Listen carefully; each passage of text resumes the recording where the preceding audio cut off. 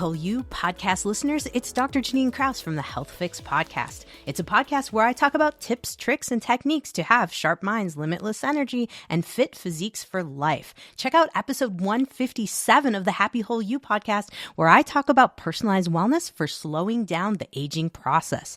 You're listening to the Happy Whole You podcast. Let's introduce you to Dr. Anna Marie Frank. All right. Hi, Marisa. Thank you for joining me on the Happy Whole You podcast. It's so great to be here, Dr. Anna Marie. This is exciting. I love your show and I'm a new listener, so happy to be here. Awesome. Well, let's just jump right in. And if you could just share with the audience a little bit about yourself, how you got into the coaching that you're doing, the intermittent fasting, and just what led you up to where you're at now. Yeah, intermittent fasting to me at first was somewhat unappealing. I didn't really think I'd ever be someone who loves fasting because I love food so much. It was Same. my life. It always has been. I'm Italian and food is a hobby to cook and to eat. I just love it in every way. But it occurred to me at some point that I should consider fasting because I learned a little bit about what fasting does for the brain. I was struggling with a late diagnosis of ADHD and thinking, what does my brain need from me so I can perform better? I just started food blogging and I was sharing my journey of becoming gluten intolerant around that age. And it was hard for me to self manage and produce without too much procrastination. And I knew my brain needed more from me. And because of the gluten intolerance, I also learned a lot about my digestion. And so all these things were sort of coming together to make this perfect storm that presented to me an opportunity to change my relationship with food through fasting. I realized every time I ate during the workday, all this energy was required to digest the food. And I could feel it literally being pulled away from my brain, and I could not get my work done. And it didn't matter how healthy I ate or how little I ate, unless it was just a snack, let's say, I would feel that same way, checked out and I can't do my stuff. And so I was like, hey, sometimes I forget to eat breakfast anyway. So let's just give this a try. No big deal, right? I didn't follow any protocol. I didn't have any rigid idea of what this needs to be. I just allowed myself to postpone my first meal. And I knew enough at the time to not put sugar in my coffee or anything else that would have broke my fast. And in fact, I was doing bulletproof fasting. So bulletproof coffee, Dr. Anna Marie, of course, but for the listeners, bulletproof coffee was this wildly trendy coffee recipe founded by Dave Asprey, the father of biohacking. And Dave decided to blend his coffee with grass-fed butter, so unsalted butter instead of cream or milk.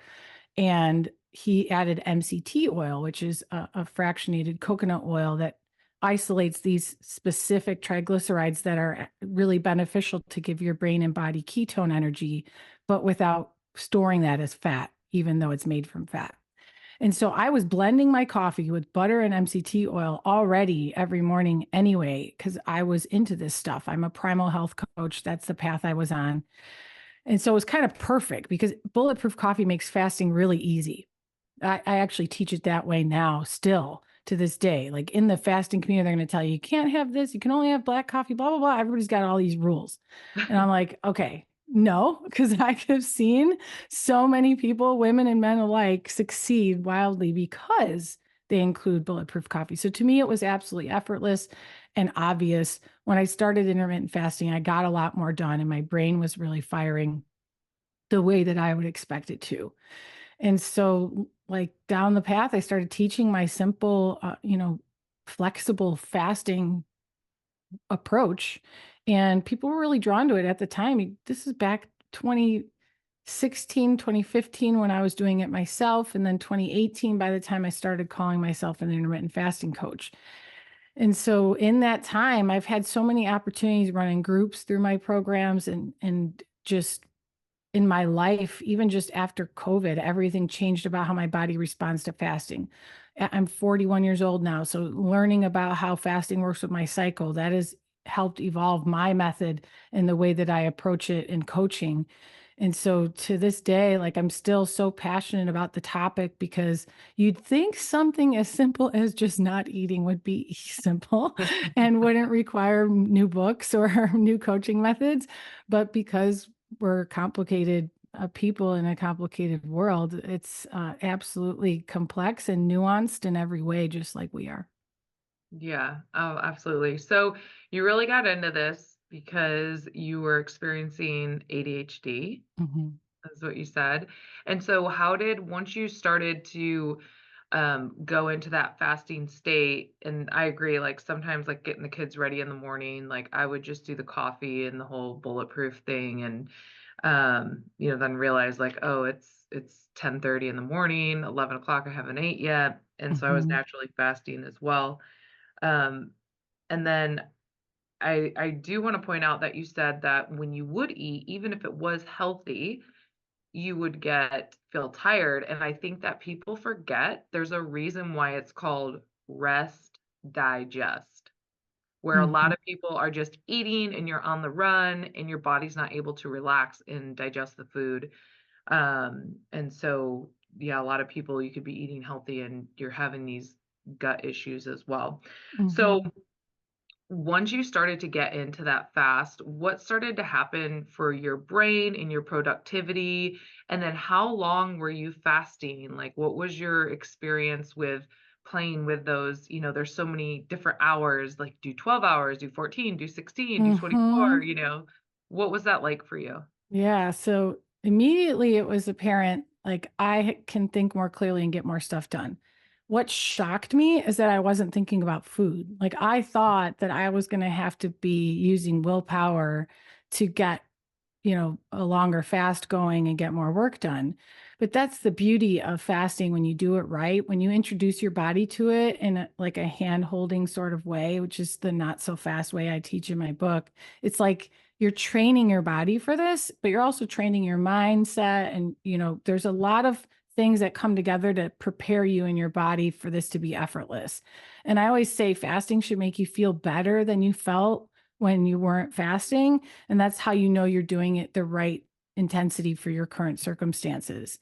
And so for me at the time, I just happened to already be eating a paleo-ish diet. So I was cutting out a lot of grains because I was recovered from IBS, which was really disruptive in my life, irritable bowel syndrome. I had unpredictable diarrhea and I had like gas that was so embarrassing. I just would cancel plans, worried that this was going to happen.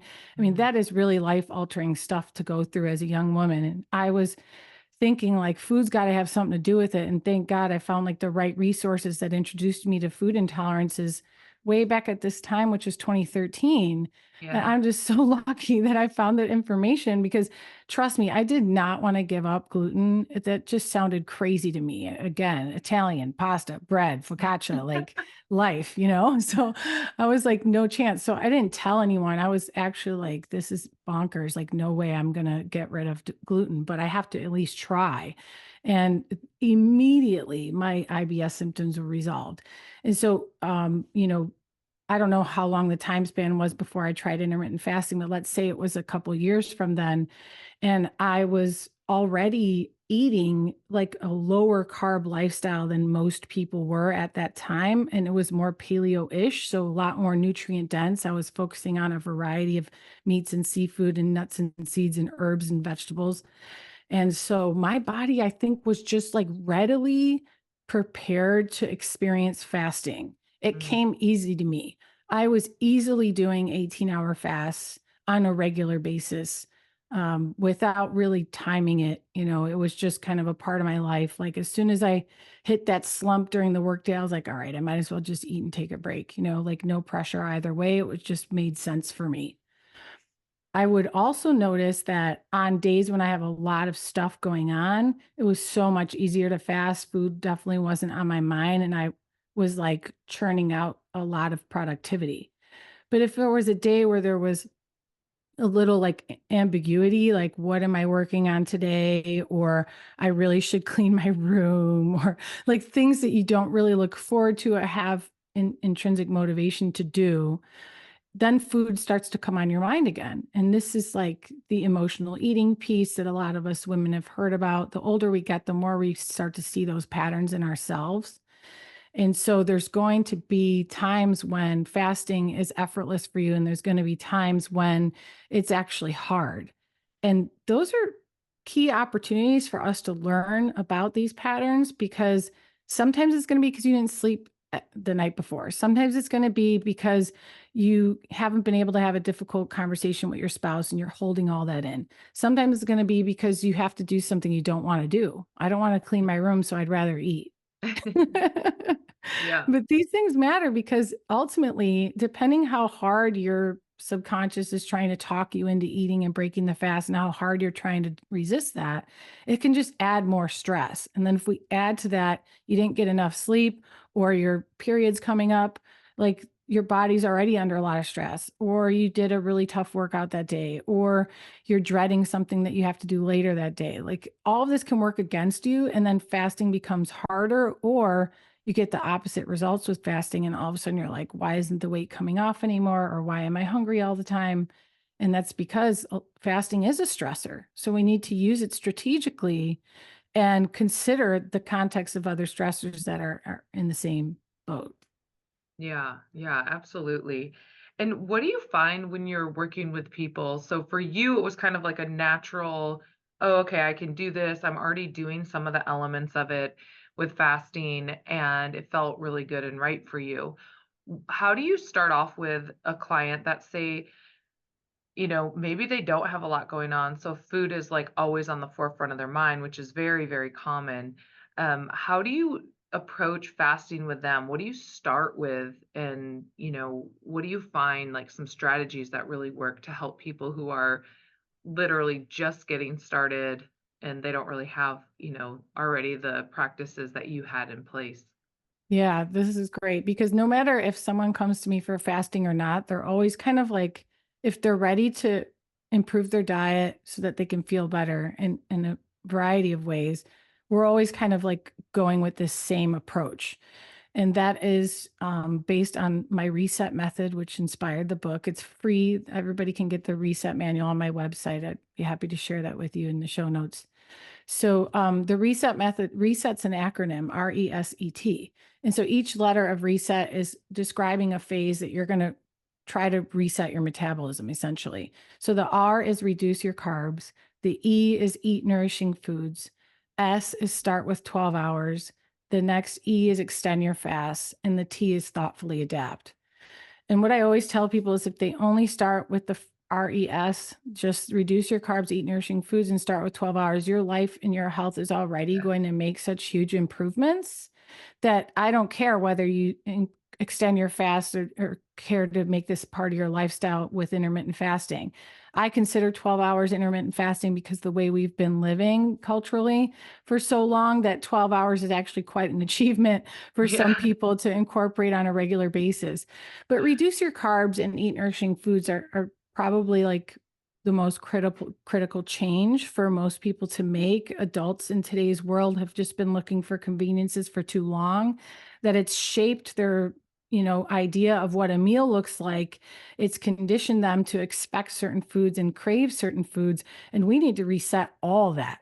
And that's sometimes the hardest work for people. They have to be willing to think differently about food, because ultimately that's the underlying problem that is so constant in our daily lives, that if we don't just wake up and correct it, it's kind of like sleep. I'm like, we can't ignore it that much longer. Like we can't ignore your diet for that much longer, and we can't Yeah. ignore that you're not getting adequate sleep for that much longer, because no matter what you're trying to improve, that is standing in the way of it. Yeah. Yeah. Oh, absolutely. So important. And you share that you're a primal coach as well with the fasting. Can you explain to the audience, like, what does that mean? Um, how are you working with people in that capacity, and especially for women and our cycles? And we talked a little bit about that before we jumped on here. Mm-hmm.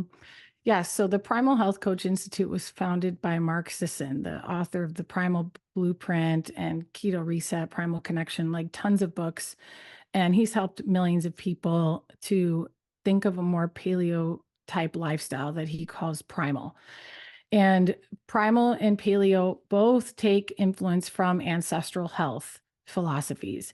And ancestral health shares also this field of study known as evolutionary biology. And so, what they all have in common is we're thinking about what the human body was facing, what inputs and outputs in its circumstances of its diet, its lifestyle, ancient humans before civilization. We're talking Paleolithic era, before we were agricultural people, civilized, and even definitely before industrial foods were introduced to the system. What was the body facing in order to promote health, and how can we incorporate some of those things that we understand about the body now? Because it's been a very long time since our genes, our genetics have evolved in any really significant way since that time. But our circumstances have evolved so rapidly. Like everything about the way that we live is completely different than what a native human would have been experiencing. And so we need to be curious about that and start to draw in some more things that our body expects genetically so that we can just promote positive genetic expression, which leads to more resilient health and less dysfunction and disease, or slows down aging and gives us a better health span. And it always fascinated me to learn that this exists because I find it very grounding. In the world of health and wellness, it is extremely overwhelming. All of the competitive information that's out there, all the information that contradicts each other, and all the claims that are being made left and right as things trend wildly. And for me, knowing that ancestral health is a time-tested, just completely sensical philosophy keeps me from my head spinning like it so commonly does for a lot of the people that I help. And so you asked, how does this come into the work that I do? And I think the most important thing is just helping people make that connection to like, what's missing? What does your body need from you? Because you're asking a lot from your body, but you're never really asking in return what it needs from you. And it just cannot be ignored. I mean, we're in a reciprocal relationship with our body, like any good friendship. You can't just take, and ask, and never be there for your friend. Yeah. It's not going to last. And that's what's going on with our health. And so, like, sometimes I have to just be patient. Big part of effective coaching is meeting people where they're at. And so I'm not going to ask you to go paleo or start fasting or whatever if that's of no interest to you. I'm going to meet you exactly where you're at. And if you're like, my arthritis is killing me, it's just been so bad, I can barely get up, blah, blah, blah. We're going to be talking about things like how many inflammatory foods are staples in your diet, and what ways are you doing to relieve stress for yourself and for your body, and does sleep play a role in this? Do we need to look at your hormones? Like, there's just so many things to consider that I don't expect anyone to go through some system I created or protocol just because I know it can be helpful. I really want to meet people where they're at, because in the end, that's the only way that they're going to stay motivated to continue to change. Yeah, I love that. That's so important. Going back, I mean, I heard someone once say that I interviewed on a podcast, and she said, there's never really been a good diet. Like, if you really look, there's no perfect diet. Um, we've never had great diets. Like, we were either famine or, now we're on the other end of that where we have just so much intake. And so I love how it's just like, let's go back to where we came from and kind of approach it in that sense, which is really cool. Now, when it comes to a woman's cycle and fasting, are there any changes that you find can be helpful? Because I know more and more I get women that have hormonal dysfunction going on, and I have used fasting to support hormone function. And so I know this is your jam. And can you just share a little bit about the cycle and fasting and any things we should pay attention to, stay away from, those highlights? Yes. And right before we started recording, y'all, I told Dr. Anna Marie, I'm like, I listened to your episode for the Everyday Woman series in February. You interviewed Jamie Pena, and you all had like a very relatable conversation about her insights regarding what her body needs during the luteal phase leading up to when she bleeds, and when she bleeds, and how much that's dramatically impacted her health in a beneficial way. And then you also had a co-host or someone with you who was saying, but that's not the case for me. And like, how fascinating to get into this dynamic conversation, because it is a complicated topic and something I've never really been able to comb through in the way I finally did in my book, because I was teaching it for myself and for my clients. But I noticed like, well, maybe this isn't, you don't need this, you just need to worry about this or whatever. So let's talk a little bit about the cycle and just the basics of what we should know. If you are a woman who is in your years of fertility and you are menstruating, then the most critical things for you to understand are that the most stressful time for your body is leading up to your period. So before you bleed, that 7 to 10 days is when we're most vulnerable to like compounding stressors in our life that are going to fuel this like PMS sort of syndrome of symptoms that we face and think is normal. That is a time when your body is asking you to be a little selfish, protect your time, and resist the temptation to live in this hustle culture. And the things that I dive into in the book that I was hoping we could expand on today, from that conversation you had with Jamie Pena, is that the difference is today women are living showing up in more masculine roles because we want equality, right? We in the system, in economy, we want to have more equal opportunities, more equal income, and we want to strut our stuff because we know what we're capable of. But the thing is, our biology sometimes has a different idea of what is optimal for us. Unfortunately, women and men are just biologically different, plain and simple. And even if you don't want kids, like I chose a life without kids, my body has a different idea of what it needs. And all it cares about is me procreating and making a child. And so I need to respect this 28-day cycle that I'm on and start to pay attention to the different phases if I don't want it to, cause me to buckle under the pressure and have debilitating PMS every month. So we both win. Like if I respect the process, then I'm going to have a better time in that month. But if I'm fighting the process, then I'm going to have a worse time and it's just going to keep happening. And we're going to be like, gosh, why, poor me, that's terrible luck. So I learned essentially when I was teaching fasting, especially, that women just have these expectations. Like, I'm just going to do 18-hour fast. Let's say this woman worked her way up to 18-hour fast and she's comfortable doing that most of the month. Come the time that's leading up to her period, depending on the woman, she is going to probably feel more hungry, have more cravings, start to doubt the program, start to doubt herself, start to resent the program, start to resent her spouse, maybe be emotionally unstable, maybe be buckling under stressors that she would normally be able to tolerate.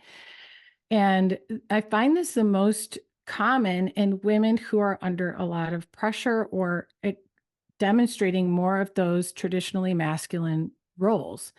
And so some of the things that come to mind, like I list all of this in the book, the women that need to worry more about this. And the reason I should say first is because the more that we demonstrate masculine behaviors in our day-to-day life, the more testosterone we're promoting in our body. And when testosterone is raising, it's inhibiting the production of progesterone, oxytocin, and estrogen. But we need those so desperately when we're approaching our period, because it's that like abrupt plummeting of all of those hormones that make us feel like shit. Am I allowed to say that? When Yeah. we're just about to bleed. And it's a very unpredictable time period for some of us. Like, is it going to be 7 days? Is it going to be 10 days? Is it going to be 3 days? Is it going to be 2 days that I'm going to be PMSing? And that's why a lot of us resist making these modifications. But let's continue. So we were talking about how when we demonstrate some of the masculine behaviors, it can promote testosterone. And so the women who are most susceptible to this and need to make these modifications tend to be women who are in traditionally masculine roles. So that might be that they're the boss or they manage a lot of other people. Or sometimes it's like they're a single mother or they just feel like a single mother and they're doing everything. It can be just someone whose days are filled with doing things they don't want to do. So they just always feel like they have to do things, but they don't have any intrinsic motivation to do so. Also, if you build things or do technology work, a lot of those send, testosterone boosting signals in your body. It's fascinating information I've learned from Dr. John Gray from Beyond Mars and Venus. He wrote the famous Men Are from Mars, Women Are from Venus book, but he wrote a follow-up that is really timely about the way that we're living now with these blended roles in society and in our households. And so Beyond Mars and Venus, I cannot stress enough, is just a tremendous book. So that's where a lot of this information comes from. But I did back it up with some, references because I was like, I want to make sure like that we have some information that really proves that this is what's going on now. So if you're one of those women who's maybe the boss all the time or make the decision maker or doing a lot of things you don't want to do, you're the one that is most susceptible to having crushing PMS.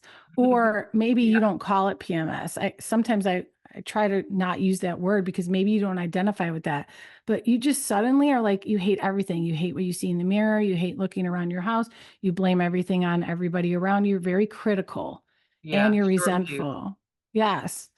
Yeah. And that's a sign that your body is really struggling to make your female hormones because your testosterone is high.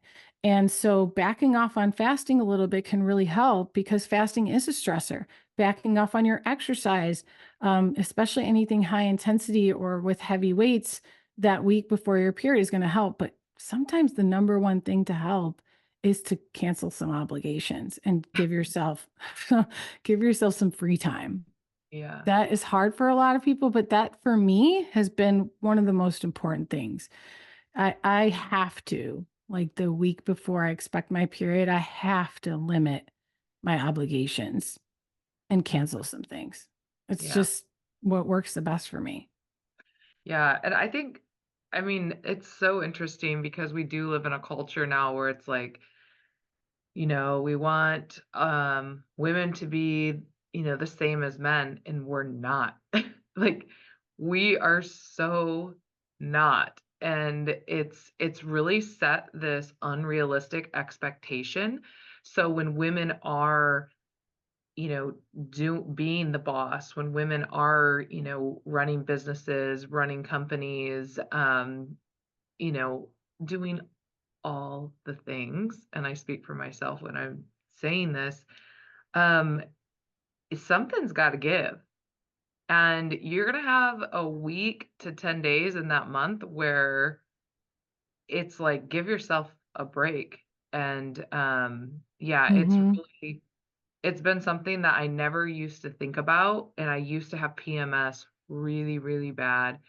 And never did I associate it with what I was choosing to put in my life during that time. It Yeah. was like I had my life, and then, yeah, by the way, I had this thing called a Yeah. period. Period. And by the way, I had a Exactly. cycle, and it's like, Me oh too. my gosh, when you actually, like, start to be in sync with your body and start to respect your body, because that's the thing is people don't respect their bodies. It's like this thing they Yeah. can just use and abuse, and it's pretty incredible, how much we do that. And I mean, I've been very guilty of that in my life. So I think it's really great that more conversations like this are being had. And yeah, and I think that women just, yeah, we're not men. and we shouldn't Hmm. show up as men. No, and we also need to be tracking our periods. So, Mhm. like one of those Yeah. things you said about, I'm doing all these things and I also just so happen to get my period. Like, just that's a afterthought. Mhm. I made this analogy in the book about why aren't you tracking the weather? So, like, imagine you're a college student and you can't really afford to take an Uber and you don't have a car and you always have to walk to class and it barely rains because you're in California. And so you never bring an umbrella and you never track the weather. But you feel like, oh, it rained on me again when I was going to my class. And this is the day that I have my final. And you're like, why does it always rain when I'm having the worst time? Or why does it always rain on me? Why does this always happen to me? And it's like, why aren't you tracking the weather? And that's what it's like with our period. We're like, oh my God, like, why does this always happen to me when my period comes? Like, I feel like shit. Why does this always happen? Why me? It's like, are you tracking your period? Like, we have power that we can demonstrate to make this work in our favor.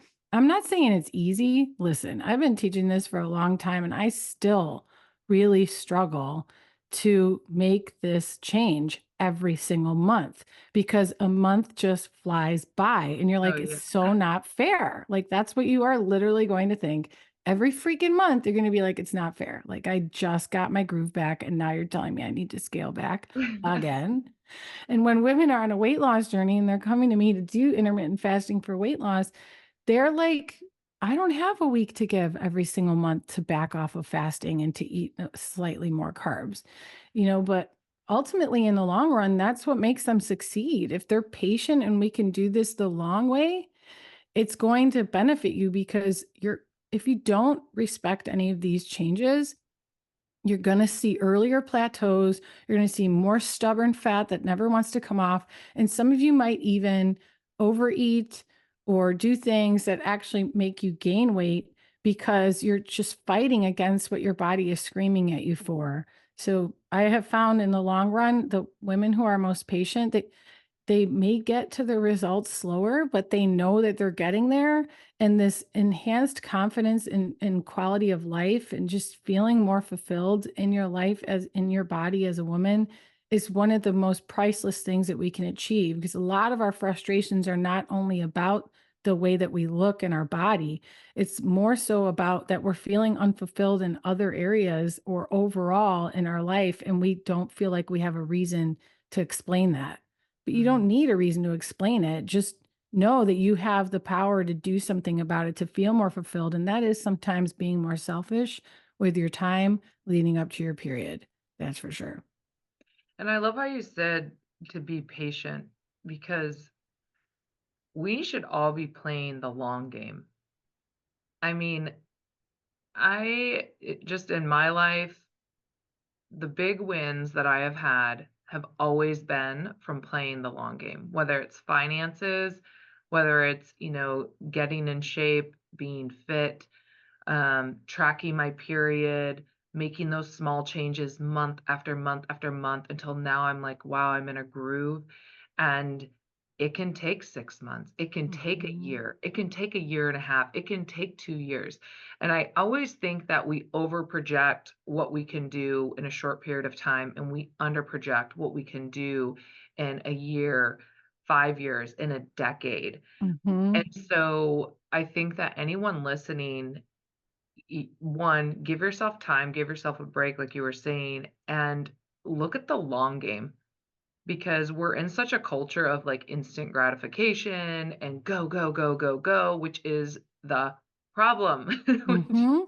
which is Exactly. what is tricking us and making us think that we have to jump on this, hamster wheel, and we don't. We get to choose what it looks like for us in our life, and we get to choose, what we're doing, how we're feeling. And I think that I love it that your book is called Not So Fast. Like, that's Exactly. so genius. That's so great.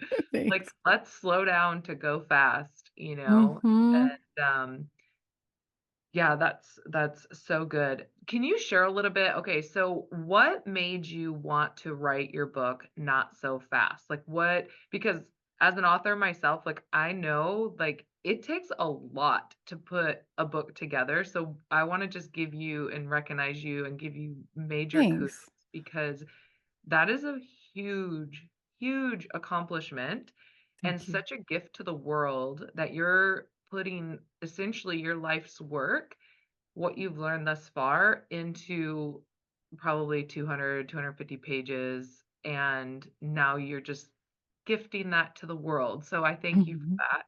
Thank But you. what made you want to take the time to put something like this together? Yes, and it is a massive book. It's 400 pages, Oh and man. but I will say it's not 400 dense pages. So as someone with ADHD, it was a extremely daunting task to think of writing a book. I didn't do it alone. I hired the self-publishing school so they could like hold my hand through the whole process, but I Yeah. wrote the entire book myself and I feel very good about that. But along with that, it was important for me that this book was very readable.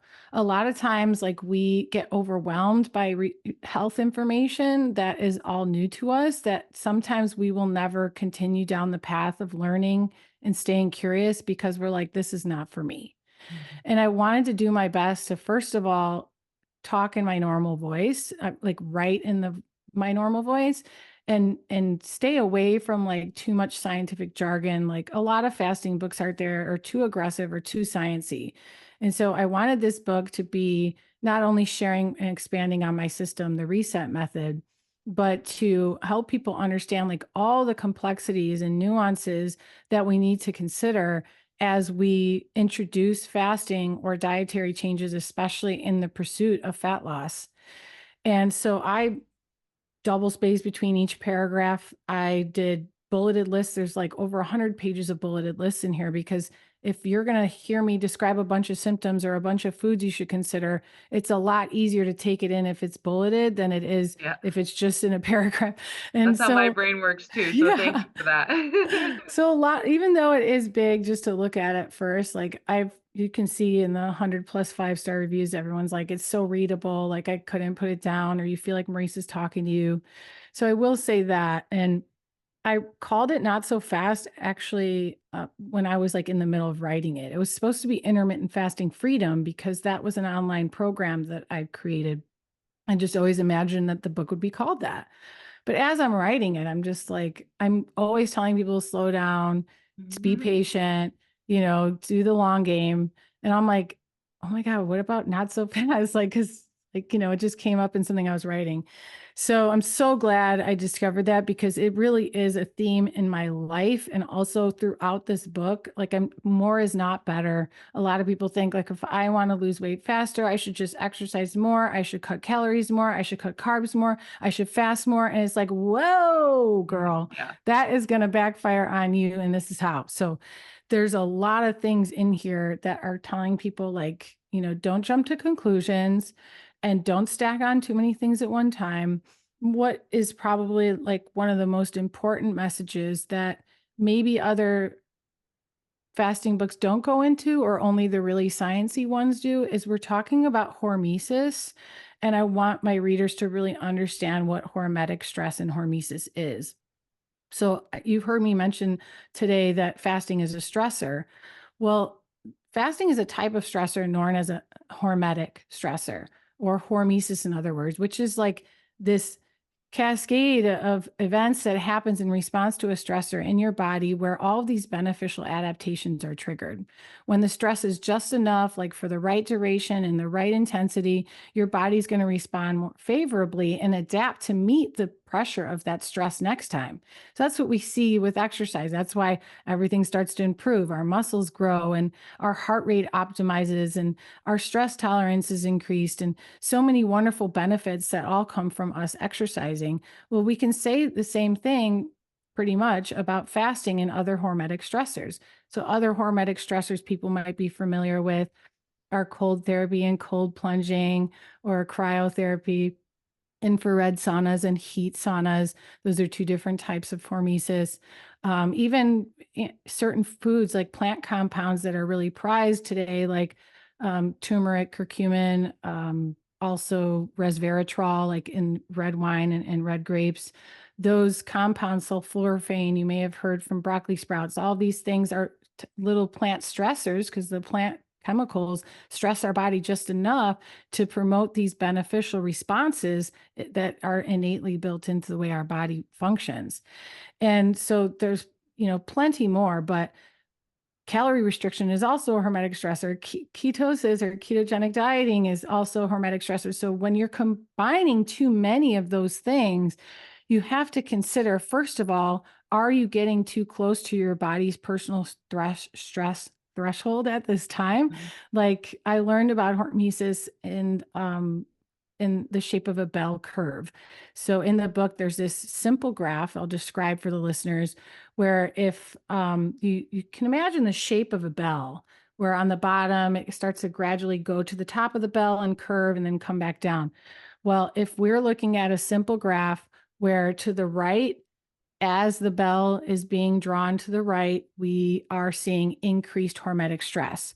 And then as we go up on the graph, we're seeing increased benefits. So at the top of the bell, we have increased hormesis just enough to optimize benefits. So we have achieved the most optimal beneficial adaptation that we can from this particular stress load. But the way it works is coming down on the end of that bell is we're starting to see a decline in benefits because the stress continues to increase. So as the hormesis is increased more and more, we see reduced benefits. And not only that, we can actually go below baseline and start to have harmful effects and maladaptations because we push too hard.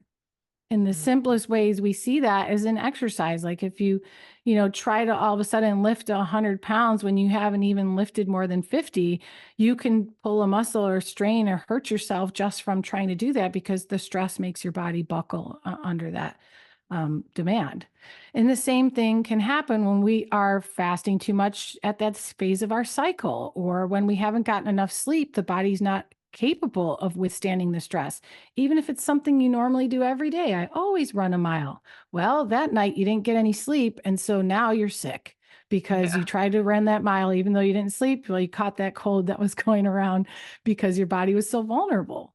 And so hormesis is really like something I think a lot of us can learn from, whether you're doing fasting or not, because it forces you to sort of think about stress in this multidimensional way, where a lot of us just think of stress like mental stress, but your body's under physical stress and environmental stress, and there's so many other things going on that we need to pay attention to.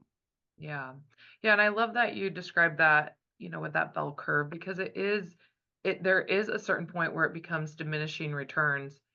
And I mean, I see that a lot. We have the cryotherapy, we have the sauna therapy, we have cold plunge, we have all those wonderful tools here. And the cryotherapy, it's 90 seconds at negative 185, which is it's beautiful. That is like max benefits. People stay in for up to 3 minutes. Anything beyond that is diminishing returns. So we'll have people come in, oh, I went somewhere and it was negative 250 degrees.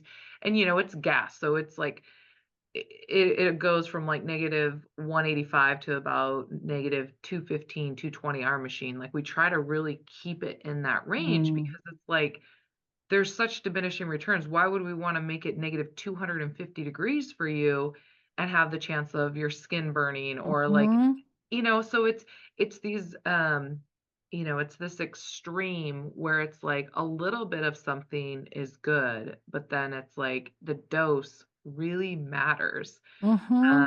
And so I love that you're sharing that with people because I mean, I used to be a marathon runner. I used to be a distance runner. I used to like put my body through ridiculous amounts of stress. Yes. So you And got it.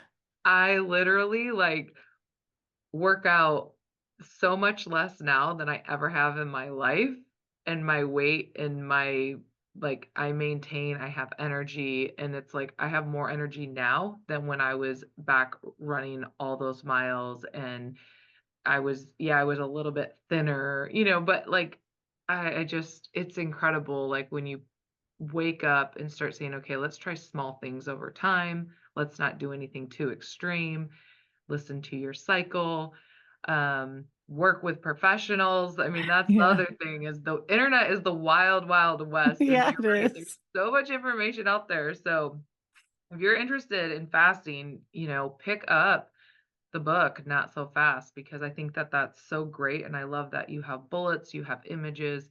And so it's Thank going to you. make it easier for people that are starting off, or maybe there's people out there that have been fasting and they're like, this just isn't Yeah. working.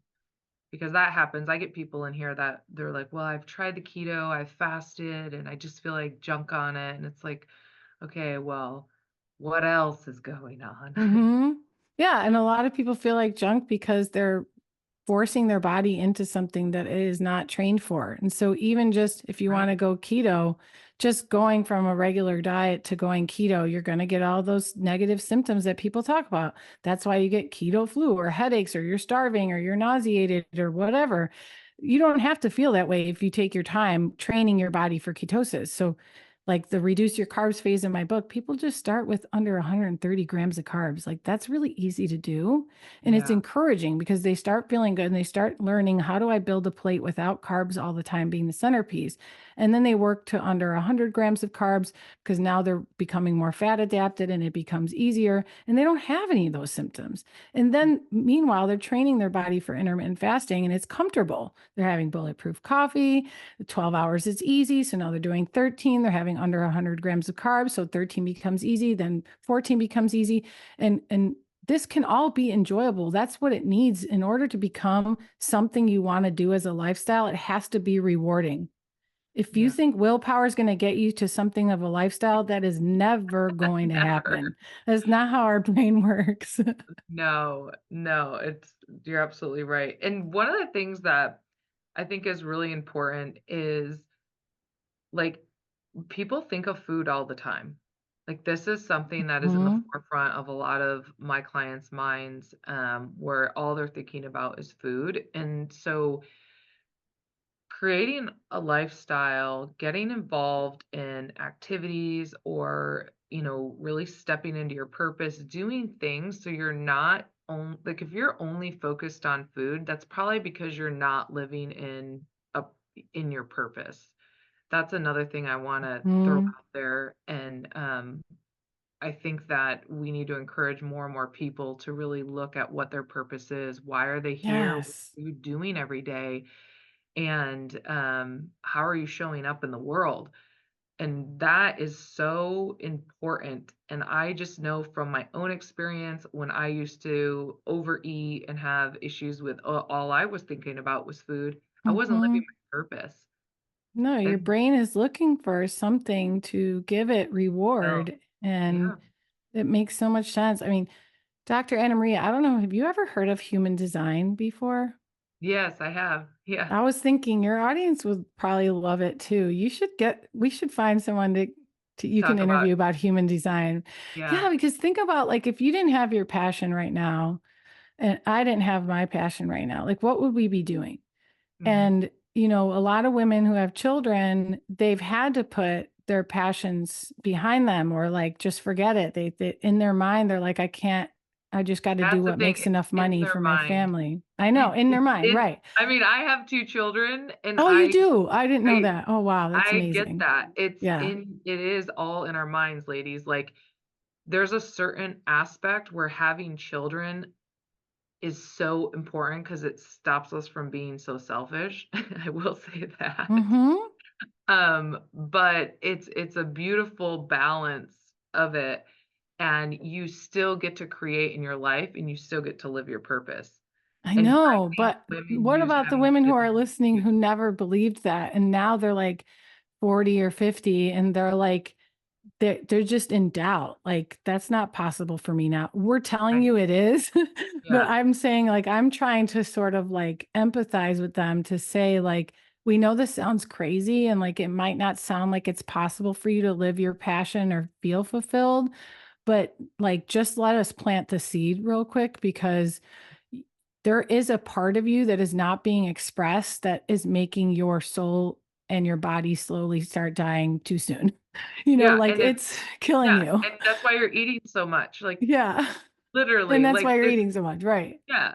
Yeah, I mean, it's so true, and I say that we use being a parent as an excuse because I have done this. It Like, is I'm an just sharing excuse. with you what I have done. And it only works for so long because we can't lie to ourselves, Yep. and so I think that that's very important, is that when you're lying to yourself, and you may get through 5 years, 10 years, 15 years of Mm-hmm. lying to yourself, but there becomes a point, and you and I are both in our 40s, so we know you can't lie to yourself that long. By the time you get 40, by the time you get 50, you're going to wake up and say, "Oh my gosh." And it's what I encourage people is wake up and say, "Oh my gosh, now what?"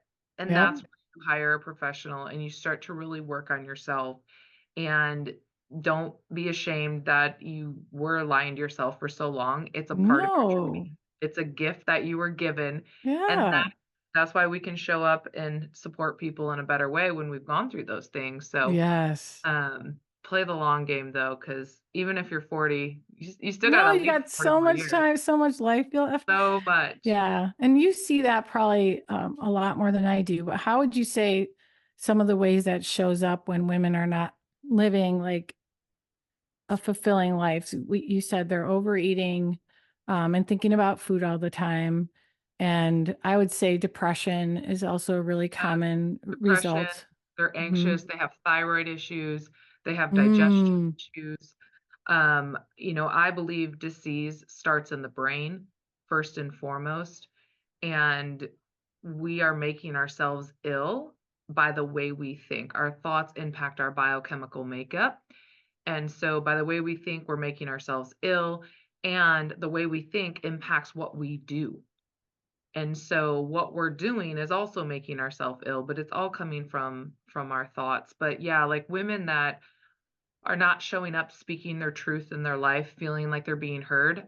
yes. Oh my Their God. their So huge. thyroid, they're like, "Oh yeah, I have thyroid issues." And it's like, "No, you don't have thyroid issues. We have communication issues. We have Wow. not spoken up for ourselves for Yep. way too long, or we have been told to be seen but not heard." Like, Hmm. I mean, there's all these things that are going on, which I find fascinating because I love the brain and how the Same. brain functions. Um, but but yeah, so all Yeah. these are things to consider. And I hope anyone listening, if you're interested in starting a program or dabbling into fasting, getting the book Not So Fast, and starting to work with someone that can support you on your journey, because we all need support, that's for sure. Absolutely. This has been such a fun conversation, and I'm really glad I got to meet you. I'm just Yeah, interested in absolutely. learning Thank more you about so your much. offerings too. So this is exciting. Yeah, thanks for joining us on the Happy Whole You podcast. Can you share with everyone just verbally, and we'll put it in Yeah, the show notes, where they can get in contact with you, where they can get the book, all the fun things? sure. So marisamoon.com is my website. Marisa is Marisa, and moon like the moon in the sky. So marisamoon.com/if freedom is where you can download the free guide, the reset manual, and learn the reset method in that 26-page download. And that's what started it all. So a lot of people can already make great strides with just the reset manual. And you want to dive deeper, you can go to amazon.com and look up Not So Fast, and you will find that book with all the reviews if you want to take a look. And I'm on Instagram at Marisa_moon_. And again, you can also work with me as a coach. I've always strived to make coaching affordable. So there's even at this time, we're April 2024, it's only $65 to get a 30-minute impromptu coaching call with me. So if you're troubleshooting what your current fasting or nutrition plan is, and you just want to talk to someone through the current challenges you have, those 30-minute calls are awesome. And they're also great just for us to see if we connect and like have good rapport, and you want to work with me further as your coach, then we can set up something on a more recurring basis. That's amazing. Marisa, thank you so much for joining us today. And everybody, go out, grab that book, and, start the journey. Thanks.